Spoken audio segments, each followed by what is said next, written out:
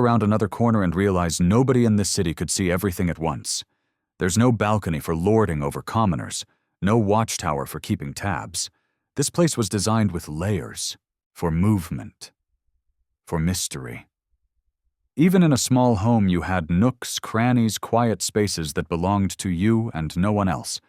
And get this, there's a path that runs behind the main enclosures where guards might have walked silently unseen. Not for intimidation, but for discretion. Respect, like a silent butler in a tuxedo keeping the peace behind the scenes. Because order didn't need a whip when you had architecture doing half the work.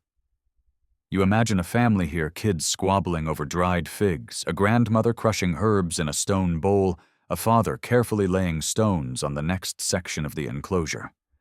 Everyone had a role, everyone had a space, and despite the lack of written plans, the city worked.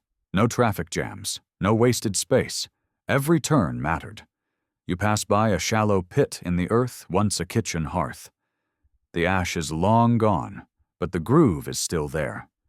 Someone cooked here. Someone lit a fire, warmed stew, maybe burned it a little. Someone grumbled about overcooked sorghum just like you would today. Even the toilets had thought put into them. No joke. Certain enclosures had sunken areas for waste strategically placed away from food and water sources. Not glamorous, but necessary. And weirdly comforting. Because it means the people here weren't just surviving. They were thriving, planning, living with intention. And for a city with no streets, it flowed. There were no roads in the traditional sense, no cobblestones, just packed earth and the memory of footfalls.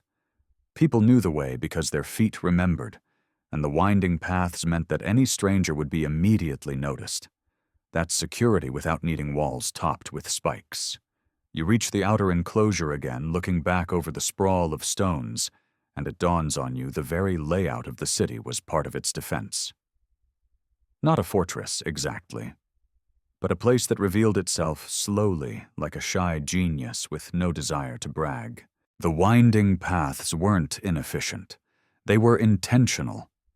A stranger wouldn't know where to go, wouldn't know what lay around the bend.